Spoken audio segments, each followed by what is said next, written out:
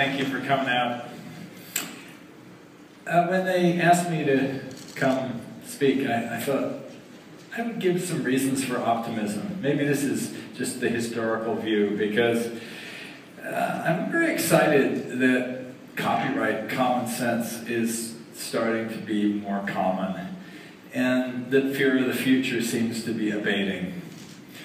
You know, when I started my activism around publishing was back in the days when peer-to-peer file sharing had first appeared on the scene, and everybody was terrified. I wrote a paper called Piracy as Progressive Taxation and Other Thoughts on the Evolution of Online Distribution, which began with the message that obscurity is a far greater threat to our authors and artists than piracy. And we've come a long way since then. But you know, this was a time, it was very similar to 1982 when the VCR first came out, and Jack Valenti famously said the VCR is to the American film producer and the American public as the Boston Strangler is to the woman home alone. You know, it's kind of unbelievable, but that same paranoia was besetting the music industry and then later the publishing industry. But we know what happened. You know, we actually saw that digital movie revenue, this is DVD, actually passed cinema in 2002. But what's interesting is that cinema didn't die. It came back. The total industry revenues grew. But of course, the industry is still complaining. Because you do have to be aware that regulatory capture means that you try to get as much as you can without regard for the truth. It's one of the problems in our politics. But I hope it's not a problem here in this room, because what we're looking for is the truth about the future of publishing. We're trying to figure out how to make the right futures happen. And you're here because you're interested in figuring out what works. So when I launched TOC, it was because I thought that publishing needed to start to move to the future. And there were a number of areas that O'Reilly took a leadership position. We've been working actually on ebooks, believe it or not, since the mid-1980s. And we've seen a long curve of acceptance to where they are today. I loved seeing this in Forbes earlier. Is piracy the new advertising? Exactly that point that I had made back in 2002 when I wrote that earlier paper. So we're getting a long way. But what's really interesting too is that we saw this was the year that ebook revenues actually passed hardcover, becoming really meaningful for a lot of publishers, something that we had seen coming. But what was also very interesting is that even print books haven't gone away. This is a chart showing BookScan year over year.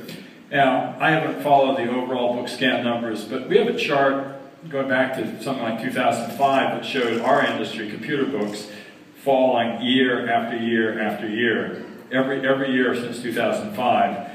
And this is actually the first year that we're not actually substantially below last year. In fact, we're ahead of last year. So it looks like the industry may be coming to some kind of equilibrium, as it always seems to do. And you know, that fear that everybody had that the new thing was going to be a bad thing is going away. And I think that fear is almost always misplaced. You know, yes, there are terrible things that happen to people, to the world, to industries, but they're usually not as bad as we imagine. And that's because innovators end up in the driver's seat.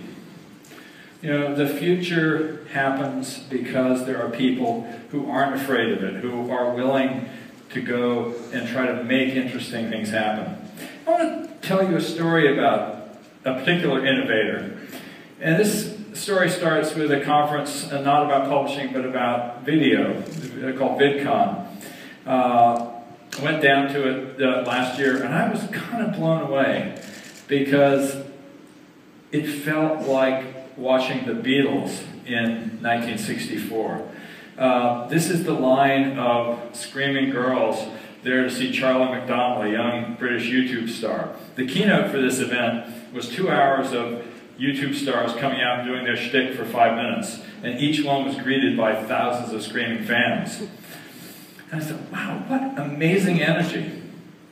But what was really interesting in relation to publishing was not just that energy of enthusiastic fans, which we also have in publishing, the fact that all the creators are self-published. We're starting to see the emergence of publishers, studios on YouTube, but it's really this fan phenomenon. And as you know, we're starting to see that same thing happening in publishing.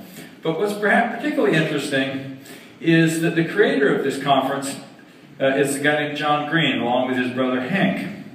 And John is also a best-selling author, a young adult author. After going to the conference, I read his book, Looking for Alaska.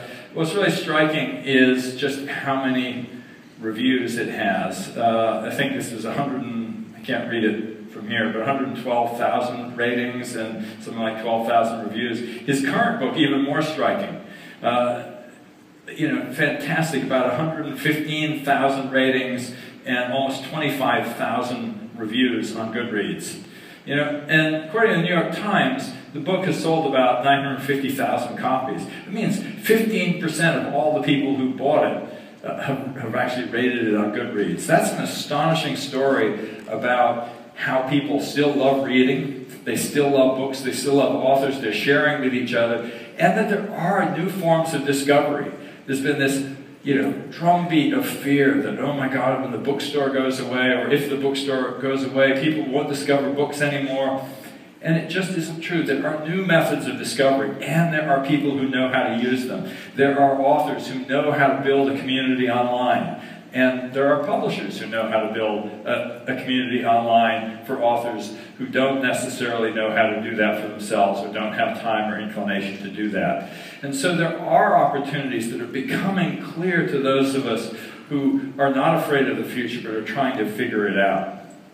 And for those of you who are afraid of Amazon, it's worth noting that the number of reviews on Goodreads is about 10 times the number of reviews of the same book on Amazon. So the fans are actually looking like they may well be in charge, not even the big retailers. Perhaps even more striking, Hank and John, the brothers, who, let's say, I think they have about 1 million people who follow their YouTube channel, also put together a variety show, and they recently sold out Carnegie Hall here in New York, and then went on to tour in Europe. That's a hell of an author tour. These guys have figured out the new medium. And it's really interesting for those of you in publishing to realize that they are cross-media stars. And, Hank is kind of more the YouTube part of the team, and John is the author. But they have worked together to build this massive online presence, this show. Hank is a musician, John is an author. They mix together, they bring in surprise guests. They have an amazing thing going. And it's interesting, if you're a publisher and all you think about is books and ebooks, you may be missing something, because this footprint that you need to have online is bigger than just being about the book. You may notice that O'Reilly is in the publishing business, the conference business, the venture capital business, because we understand that what our job is, the thing that we actually do, is to help promote the people and the technologies that we're involved with, not just focus on a narrow single type of business. We have a much bigger idea. And John said this recently in the New York Times article that talked about the Carnegie Hall sellout. He said, "For me, there is no bright line between publishing and making stuff on the internet. They're both about collaborating with others to make something new." This is a refrain that you will hear again and again. It's about engaging. It's about creating. And that, to me, is the biggest reason, ultimately, for optimism. People worry about business models, people worry about the survival of their business, but readers are doing fine. Writers are doing fine. And I love this recent blog post, both for the headline but also for this picture from an unconference who says, what should we be talking about instead of all the stuff we always talk about? And when I think about what we should be talking about, is why we are here. Why do authors write?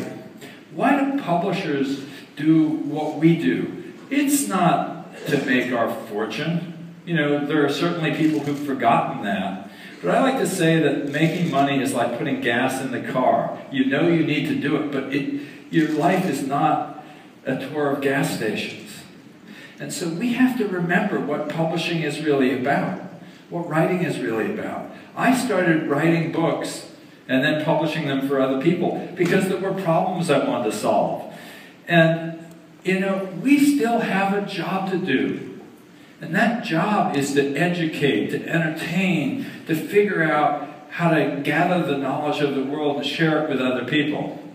And so I was really struck again back to YouTube. There was an article recently in the Atlantic that said, you know, how YouTube became our storehouse of folk knowledge. And it describes the author looking for instructions for how to light the pilot of a particular model of water heater. You know, he found the instructions online, he could read them, but there was some guy who had made a detailed video. Now, why did he do it? You know, make a video of how you light the pilot light on this particular model of water heater. He did it because he could, because he cared, because he wanted to share knowledge. And that's why platforms are vibrant. You know, when people started publishing, it was because it was a burning, burning idea that they wanted to get out. You know, books mattered, ideas mattered, writing mattered. And they still matter. And if you make that the heart of your practice as a publisher, if you make that the heart of your practice as an author, you will succeed, because it is not about how much money you make, it's about what kind of difference you make. And that's why, whether I'm speaking to technologists or whether I'm speaking to publishers and authors, my message to you is this, is to work on stuff that matters. Thank you.